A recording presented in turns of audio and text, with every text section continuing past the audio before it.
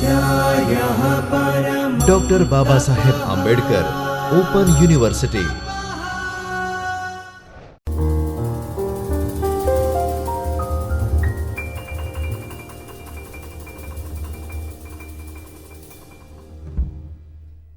વિદ્યાર્થી મિત્રો નમસ્કાર। ડૉક્ટર બાબા સાહેબ આંબેડકર ઓપન યુનિવર્સિટીના ચૈતન્ય સ્ટુડિયો પરથી હું છું આપનો દોસ્ત રજની પરમાર। મિત્રો, આપણે MGT 102નો અભ્યાસ કરી રહ્યા છીએ। આ પેપર મુખ્ય વિષય ગુજરાતી સાથે જે વિદ્યાર્થીઓ MA કરી રહ્યા છે તેઓ ભણી રહ્યા છે, જેનું શીર્ષક છે ગુજરાતી ભાષા, પરિચય અને અભ્યાસ। આ પેપર અંતર્ગત આપણે બ્લોક 3માં કામ કરી રહ્યા છીએ। ગુજરાતી ભાષાના અભ્યાસનો ઇતિહાસ આપણે તપાસી રહ્યા છીએ અને એ બ્લોક 3ના યુનિટ 3માં આપણે પ્રવેશ્યા છીએ। યુનિટ 3 અંતર્ગત આપણે જે વાતો કરીએ છીએ તે છે ભાષા વિજ્ઞાનના સિદ્ધાંતોને આધારે ગુજરાતી ભાષાનો અભ્યાસ, એટલે કે ગુજરાતી ભાષા વિજ્ઞાન કેવું છે તેની આપણે તપાસ કરી રહ્યા છીએ। અને અગાઉના વિડીયોમાં આ વિભાગની અંદર આપણે ભાષા વિજ્ઞાનના વિવિધ સિદ્ધાંતોનો સંક્ષિપ્ત પરિચય મેળવ્યો છે। પછી ગુજરાતી ભાષા વિજ્ઞાનની અથવા તો ભાષા વિજ્ઞાનની વિવિધ શાખાઓનો આપણે પરિચય મેળવ્યો છે। ભાષા વિજ્ઞાનનો અન્ય વિદ્યાશાખાઓ સાથે કયો સંબંધ છે એની પણ આપણે ચર્ચા કરી છે। અને હવે આ વિડીયોમાં એક પ્રેરણાદાયક અને જ્ઞાનસભર વિષય પર આપણે ચર્ચા કરવા જઈ રહ્યા છીએ। આ વિષય છે આપણી માતૃભાષા ગુજરાતીનો વૈજ્ઞાનિક અભ્યાસ, સૈદ્ધાંતિક અભ્યાસ જેમણે કર્યો છે તેવા વિવિધ ભાષા વિજ્ઞાનીઓનું અમૂલ્ય પ્રદાન છે, તેની આપણે નોંધ લેવાના છીએ। તો ભાષાના મર્મને જે એમણે ઉકેલ્યો છે એવા દીર્ઘદૃષ્ટાઓના સંશોધનને આપણે આ વિડીયોમાં સમજવું છે। તો એવા કેટલાક વિદ્વાનો છે જેના આપણે નામ લેવા જોઈએ। તો ડૉક્ટર ટર્નર છે, doctor TN Dave, doctor Prabodh Pandit, doctor Bharati Modi, doctor Yogendra Vyas, doctor Shantibhai Acharya, doctor Prabhashankar Teraiya, doctor Urmi Desai, doctor Arvind Bhandari વગેરે જેવા ભાષા વિજ્ઞાનીઓએ આપણી ભાષાને સમજવાની મથામણ કરી છે। આ ઉપરાંત કેટલાક એવા પણ વિદ્વાનો છે જેમણે ભાષા વિજ્ઞાનને સરળ કરવાના પ્રયાસ કર્યા, જેમાં ડૉક્ટર KB વ્યાસ અને જયંત કોઠારી જેવા વિદ્વાનોનો સમાવેશ થાય છે। આપણે આ વિડીયો અંતર્ગત કેટલાક વિદ્વાનો વિશે માહિતી જોવાના છીએ અને આપણે જોઈએ કે એમણે ભાષાને સમજાવવા માટે કેવી કેવી રીતે વિવિધ પ્રયાસો કર્યા છે અને એમાં એમનું પ્રદાન કેવું રહ્યું છે। તો હવે PPT તમારી સામે છે અને એમાં તમને એક વિદ્વાન દેખાઈ રહ્યા છે જેમનું નામ છે doctor RL Turner. Doctor Alfred master સાથે રહીને ભાષા ક્ષેત્રે ઉત્તમ સંશોધન કાર્ય કર્યું છે। ગુજરાતી ભાષાના ઐતિહાસિક અધ્યયન અને ભાષા વિજ્ઞાનના સિદ્ધાંતોનો સુમેળ તેમણે કર્યો છે। બનારસ યુનિવર્સિટીમાં ઇન્ડિયન લિંગ્વિસ્ટિક્સના પ્રોફેસર તરીકે ડૉક્ટર RL ટર્નરે કાર્ય કર્યું છે। ગુજરાતી ધ્વનિ પરિવર્તનની પ્રક્રિયાને ભાષાની વ્યવસ્થાના પરિવર્તન સાથે સાંકળી એમણે આ કાર્ય આરંભ્યું છે। એમનું અત્યંત મહત્ત્વનું કાર્ય એ ગણાય છે। તેમના 2 લેખ વધારે મહત્ત્વપૂર્ણ મનાયા છે। એક છે ઇન્ડો આર્યન નસલ્સ ઇન ગુજરાતી, એટલે કે ગુજરાતી નાસિક્ય ધ્વનિઓની વાત એમણે એ લેખ અંતર્ગત કરી છે। અને the E and O vowels in Gujarati, એમાં ગુજરાતીના એ અને ઓ એ વિવૃત સ્વરની એમણે વાત કરી છે। 1921માં પ્રકાશિત થયેલું એમનું એક પેપર છે ગુજરાતી ફોનોલોજી, એટલે કે ધ્વનિ વ્યવસ્થા, એમનું કીર્તિદા કાર્ય ગણાય છે। અને આ ઉપરાંત તેમણે ગુજરાતી સ્વરભારનો એક અભ્યાસ કર્યો, એ પણ ખૂબ મહત્ત્વનો મનાય છે। પ્રત્યક્ષ રીતે ગુજરાતી ભાષા વિજ્ઞાનમાં મહત્ત્વનું પ્રદાન કરનારા ડૉક્ટર ટર્નરનું પરોક્ષ પ્રદાન એટલે ડૉક્ટર TN દવે તથા ડૉક્ટર પ્રબોધ પંડિત જેવા મેધાવી સંશોધકોને માર્ગદર્શન પૂરું પાડવાનું રહ્યું છે। આ સંશોધકો છે એમને આપણે આગળના જે સ્લાઇડ છે એમાં આપણે એમને મળવાનું થશે, એમની માહિતીને સમજવાનું થશે। આ માર્ગદર્શન આપવામાં ડૉક્ટર ટર્નરને લંડનની ઓરિએન્ટલ સ્કૂલના ડૉક્ટર આલ્ફ્રેડ માસ્ટરની સહાય પણ મળી હતી। એટલે હવે આપણે એ આલ્ફ્રેડ માસ્ટર છે એમના કાર્યની પણ નોંધ લઈએ। ડૉક્ટર આલ્ફ્રેડે ક્ષેત્ર કાર્ય કરી સામગ્રી મેળવીને તેને આધારે ગુજરાતી ભાષાના પ્રયત્ન તત્વો ઉપર સંશોધન કર્યું અને ગુજરાતી મરાઠીમાં રહેલા દ્રવિડી તત્વોની પણ એમણે ચર્ચા કરી હતી। તો આ 2 વિદ્વાનો છે એ પશ્ચિમના અને એમણે જે કાર્ય કર્યું એની આપણે નોંધ લીધી। હવે પછી તમારી સામે એક નવું નામ છે ડૉક્ટર TN દવે। ભાષાનું ઐતિહાસિક અને ધ્વનિગત અને ભૌગોલિક અભ્યાસ કરનાર આ વિદ્વાન હતા। તેમનું સંશોધન જોઈએ તો ડૉક્ટર TN દવેએ ડૉક્ટર ટર્નર પાસે નન્ન સૂરીકૃત ઉપદેશ માલા બાલાબોધ એ કૃતિને આધારે a study of the Gujarati language of the 16th century એ નામે એક સંશોધન કર્યું. તેમનું આ કામ છે એ અર્વાચીન ઐતિહાસિક પદ્ધતિએ જૂની ગુજરાતી ભાષાના વ્યાકરણનું પૃથક્કરણ જો કરતું હોય તો એવું કોઈ પ્રથમ કાર્ય માનવામાં આવે છે. આ ઉપરાંત તેમણે કમળાશંકર ત્રિવેદી વ્યાખ્યાનમાળામાં આપેલા ગુજરાતી સ્વરમાળા પરના વ્યાખ્યાનો 1933માં ગુજરાતી વર્ણ વ્યવસ્થા સ્વરૂપે પ્રકાશિત કર્યા હતા. તેમની પાસેથી આ ઉપરાંત સ્વરોની શ્રાવ્યતાની સૌપ્રથમ ચર્ચા આપણને પ્રાપ્ત થાય છે અને તેમની અનુનાસિકતાના હ્રાસ વિશેની ચર્ચા પણ ખૂબ અગત્યની મનાય છે. ધ્વનિ વિજ્ઞાન ક્ષેત્રે તેમણે ધ લેંગ્વેજ ઓફ ગુજરાતીમાં પાશ્ચાત્ય ધ્વનિ વિજ્ઞાનની દૃષ્ટિએ ગુજરાતી સ્વરોની ચર્ચા કરી છે.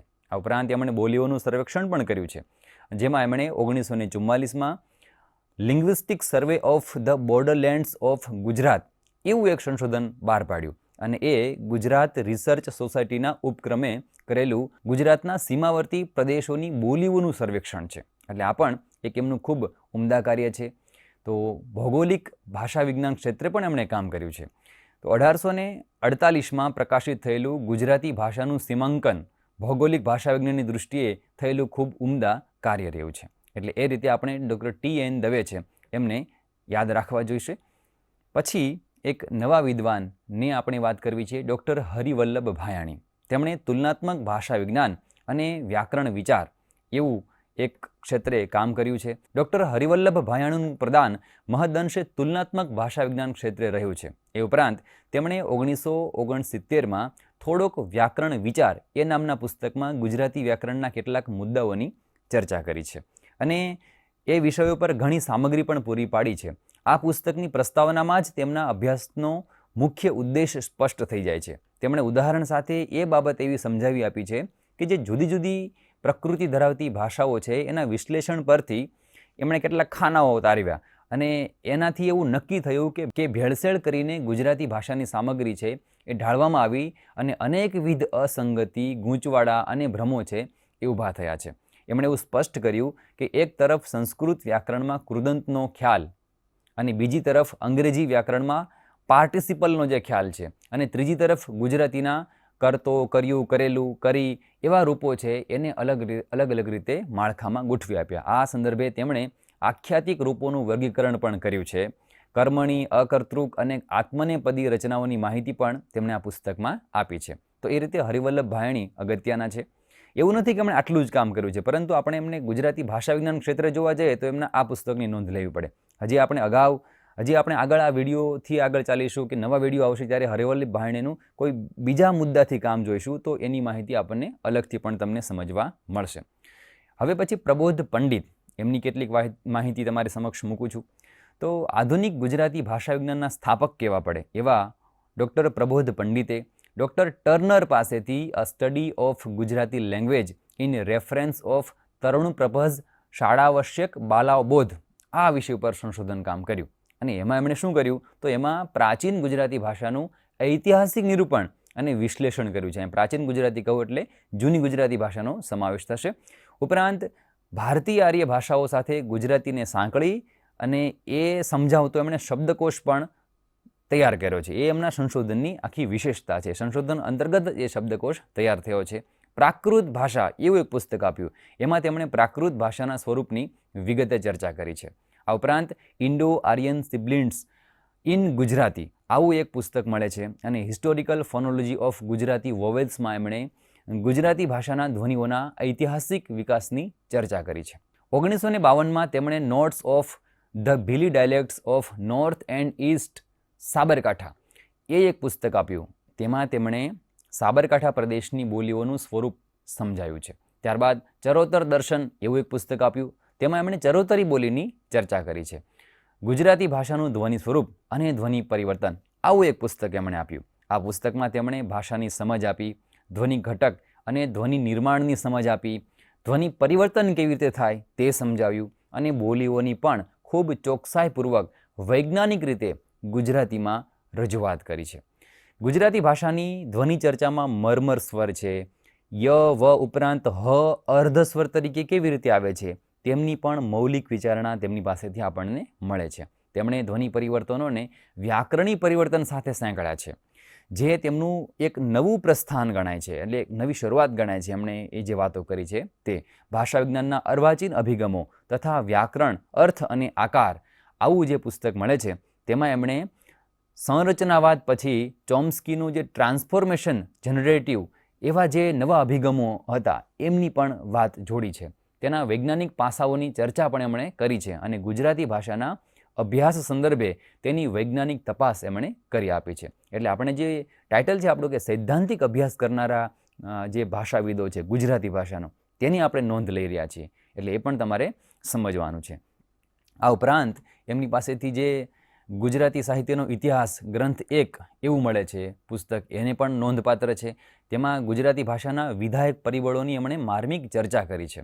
1973માં તેમની પાસેથી લેંગ્વેજ ઇન પ્લુરલ સોસાયટી, જેનો અનુવાદ પચરંગી સમાજમાં ભાષા તેવો થાય છે, તેમાં બહુભાષી જે ભારત દેશ છે તેની ભાષાની વિવિધતા, બહુભાષિતા, દ્વૈભાષિકતા અને તેની ભાષા શિક્ષણ ઉપરના સંશોધનાત્મક અને વૈજ્ઞાનિક વિચારોને સંપાદિત કર્યા છે. આ ઉપરાંત ગુજરાતી ભાષાના મર્મર સ્વરો એ વિશેનું તેમનું મૌલિક સંશોધન પણ ગુજરાતી ભાષા વિજ્ઞાન ક્ષેત્રે અમૂલ્ય પ્રદાન ગણાય છે. એટલે એ રીતે આપણે પ્રબોધ પંડિતને વિશેષપણે યાદ રાખવા જોઈએ. પછી શાંતિલાલ આચાર્યનું એક નામ છે. બોલી વિજ્ઞાન ક્ષેત્રે જેમણે કામ કર્યું છે તેવા અગ્રણી સંશોધકમાં આવે એવા શાંતિભાઈ આચાર્ય છે.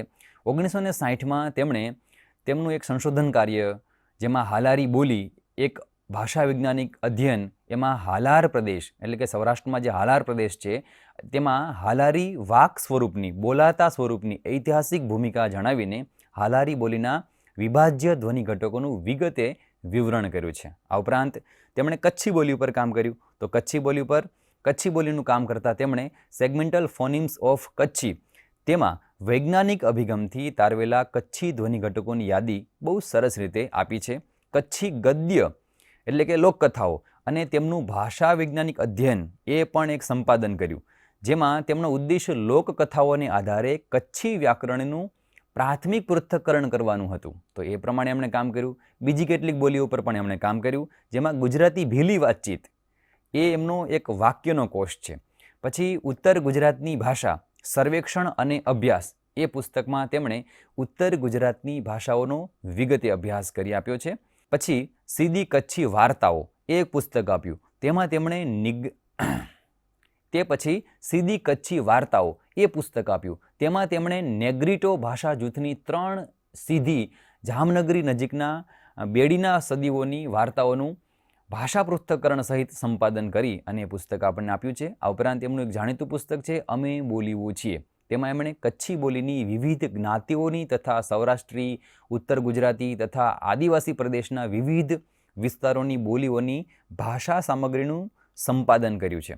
વિવિધ બોલીઓના અભ્યાસ માટે શાંતિભાઈ ક્ષેત્ર કાર્ય કર્યું છે. એટલે જે તે સ્થળે ગયા છે તે સમયે તેમને બોલી વિજ્ઞાન સંદર્ભે કેટલાક અટપટા જે પ્રશ્નો હતા એનો પણ સામનો કરવો પડ્યો અને તેમણે ક્ષેત્ર કાર્યની પસંદગીથી માંડીને ભાષા વિશે જે વિશેષ વાતો છે એની કાર્યરીતિની નોંધ બહુ સરસ રીતે આ પુસ્તકમાં કરી આપી. ધ્વનિ મુદ્રણ, લિપ્યંતરણ, કામયાબ ધ્વનિની તારવણી વગેરે જેવા બોલી લેખન સંદર્ભે સર્જાતા અનેક જે સમસ્યારૂપ પ્રશ્નો હતા તેમાં તેનું નિરાકરણ લાવવા માટે બોલી વિજ્ઞાન કેટલાક પ્રશ્નો એ પુસ્તકમાં એમની ઝીણવટભરી એમણે ચર્ચા કરી છે. તો એ રીતે શાંતિભાઈ આચાર્ય છે, એમનું કામ બોલી વિજ્ઞાન ક્ષેત્રે ખૂબ જ મહત્વનું છે. હવે પછી પ્રભાશંકર તેરૈયા સંદર્ભે વાત કરીએ. તેમણે દ્વિરુક્ત પ્રયોગો ઉપર કામ કર્યું છે. દ્વિરુક્ત એટલે કેવા શબ્દો? તો કોઈ એક શબ્દ છે, જેમ કે પાણી. હવે પાણી શબ્દને તમે 2 વખત બોલો, પાણી પાણી, અને ભેગો લખો, તો પાણી પાણી શબ્દ છે એ દ્વિરુક્ત થઈ ગયો. એટલે એક શબ્દ હોય તેમાં એકને એક વર્ણો છે એ પ્રાસ તત્વ રૂપે પુનરાવર્તન પામ્યા હોય ત્યારે એ દ્વિરુક્ત શબ્દ બનતા હોય છે. આપણે પાણી તો બોલીએ છીએ અને પછી પાણી બોલીએ, પણ ક્યારેક આપણે પાણી બાણી પીવડાવો આવું પણ બોલતા હોઈએ છીએ. તો પાણી પછી પાણી બાણી છે એ પાણીના પ્રાસવાળો બાણી શબ્દ આપણે જોડીને ભેગો બોલીએ છીએ. તમને ખ્યાલ હશે પાણીનો અર્થ થાય પણ બાણીનો અર્થ કંઈ થતો જ નથી. તો શું પીવડાવવાનું બાણીમાં? તો બાણીમાં કશું પીવડાવતા નથી, પરંતુ પાણી બાણી પીવડાવવાનો અર્થ થાય કે પાણી પીવડાવો અથવા એના જેવું પીવા લાયક જે હોય એ કંઈક પીવડાવો. એવા અર્થ સંદર્ભથી આપણે આ શબ્દ પ્રયોગતા હોય, એવા અર્થથી આપણે શબ્દ પ્રયોગ કરતા હોઈએ છીએ. તો આવા શબ્દો છે દ્વિરુક્ત કહેવાય. હવે ગુજરાતી ભાષામાં એ દ્વિરુક્ત શબ્દો કેવા છે એની ચર્ચા ડૉક્ટર પ્રભાશંકર તેરૈયાએ 1964માં કરી અને ગુજરાતી ભાષાના દ્વિરુક્ત પ્રયોગો એ નામનો એક શોધ નિબંધ તૈયાર કર્યો, જેમાં તેમણે લગભગ 1300 જેટલા દ્વિરુક્ત પ્રયોગોનું વર્ગીકરણ કર્યું છે. ગુજરાતી ભાષાના અભ્યાસમાં હાલમાં પણ રવાનુકારી શબ્દો, દ્વિરુક્ત પ્રયોગો અને સમાસ વચ્ચે કેટલીક ગૂંચવણો છે. તો ત્યારે 1964માં આ શોધ નિબંધમાં તેમણે દ્વિરુક્ત પ્રયોગોના જે લક્ષણો તારવી આપ્યા એની ચર્ચા કરી અને દ્વિરુક્ત પ્રયોગોનું જે વર્ગીકરણ એમણે કરી આપ્યું એ કોઈ પણ ભારતીય ભાષામાં આ પ્રકારનું દ્વિરુક્ત પ્રયોગો વિશે જે કામ થયું હોય અને સવિસ્તાર વર્ણન કરતું કામ થયું હોય તો એ આગવું હશે એવું પણ આપણે કહી શકીએ. એટલે પ્રભાશંકર તરૈયા છે એ દ્વિરુક્ત પ્રયોગોનો પર્યાય થઈ ગયા છે ગુજરાતી ભાષા વિજ્ઞાનમાં, એવું પણ આપણે કહી શકીએ. પછી એક નવું નામ છે ડૉક્ટર ભારતી મોદી. તેઓ આધુનિક ભાષા વિજ્ઞાનના અને સૈદ્ધાંતિક અભ્યાસના બહુ મહત્ત્વના સંશોધક મનાય છે. ડૉક્ટર ભારતી મોદીએ તેમનું પુસ્તક પશ્ચિમમાં વ્યાકરણ મીમાંસા ચોમ્સ્કીયન યુગ એમાં ભાષા વિજ્ઞાનના નવા સિદ્ધાંતો આપીને પશ્ચિમના અભ્યાસમાં થયેલા ક્રાંતિકારી પરિવર્તનોને એમણે રજૂ કર્યા છે. તેમણે ચોમ્સ્કીના સિદ્ધાંતો ઉપરાંત વિવિધ સૈદ્ધાંતિક વિભાવનાઓ પર પણ એમણે ખૂબ સારી ચર્ચા કરી છે. તેમના સંશોધન ગ્રંથમાં એટલે કે સમ ઇશ્યુઝ ઇન ધ ફોનોલોજી ઓફ ગુજરાતમાં તેમણે ગુજરાતી ધ્વનિ વ્યવસ્થા સંદર્ભે ધ્વનિકરણના પ્રકારો, સંઘર્ષીકરણ અને નાસિકીકરણ જેવા વિષયોનો ઊંડાણપૂર્વક અભ્યાસ પણ કર્યો છે. તેમણે ગુજરાતી અને અંગ્રેજી ભાષામાં લખેલા વિવિધ લેખો દ્વારા ગુજરાતી ધ્વનિતંત્ર ઉપરાંત સૈદ્ધાંતિક ધ્વનિશાસ્ત્ર અને તેના અમેરિકા, યુરોપમાં થયેલા વિકાસ વિશે પણ વિસ્તૃત ચર્ચા કરી છે. તેમણે rethinking of murmur, laryngeal dimension in Gujarati phonology જેવા લેખોમાં મર્મર તત્વ વિશે, voice of quality and moulding of phonology જેવા લેખોમાં ઘોષ તત્વ વિશે અને nasal effacement, nasalisation and denasalisation in Gujarati એવા લેખમાં નાસિક્યકરણની લાક્ષણિકતાની ચર્ચા કરી છે. તો અલગ અલગ લેખમાં અલગ અલગ ચર્ચા જોવા મળે છે. એમનું એક પુસ્તક છે ભાષા વિમર્શ. તેમાં એમણે ભાષિક ધ્વનિ વિજ્ઞાનનો વિકાસ, સપીર અને બ્લૂમફિલ્ડ અનુસાર ધ્વનિ ઘટકનો વિભાવ અને બ્લૂમફિલ્ડ પછીના 20 વર્ષ જેવી લેખમાળા દ્વારા ધ્વનિ ઘટકના વિભાવ અને તેના અમેરિકા, યુરોપમાં થયેલા વિકાસની ચર્ચા કરી છે. આ લેખોમાં તેમણે મહત્ત્વના ભાષા વિજ્ઞાનીઓના સિદ્ધાંતો અને તેની ચર્ચા વિચારણાની ઝીણવટભરી નોંધ લીધી છે. તો આ રીતે એમણે ખૂબ ઉમદા કામ કર્યું છે. આપણે આજે વાતો કરી રહ્યા છીએ એમાં આપણને ખ્યાલ આવ્યો કે ગુજરાતી ભાષાને કેન્દ્રમાં રાખી અને એનો સૈદ્ધાંતિક અભ્યાસ કરનારા કોઈ વિદ્વાનો હોય તો એવા આટલા કેટલાક નામ છે. આ નામ હજી પૂરા થતા નથી, પરંતુ આપણે અહીં આ વિડીયોમાં અટકીએ છીએ. આના પછીના વિડીયોમાં આપણે મળવાના અને આ નામમાં બીજા કેવા નામ ઉમેરી શકાય તેની યાદી તમને મળશે. તો તમે આ બધો વિડીયો આખો જોયો છે, ફરી વખત એની માહિતી છે એની નોંધ લેશો. આપણે તરત મળીએ છીએ આના પછીના વિડીયોમાં અને એ પછી આપણે જોવું છે કે હજી એવા કેટલા ભાષાવિદો છે જેમણે ગુજરાતી ભાષાનો સૈદ્ધાંતિક અભ્યાસ કર્યો હોય. તો ચાલો હું તમને તરત મળું છું આના પછીના વિડીયોમાં નવી ચર્ચા અને માહિતી સાથે. ચાલો મળીએ છીએ. જય હિન્દ, આભાર. स्वाध्यायः परः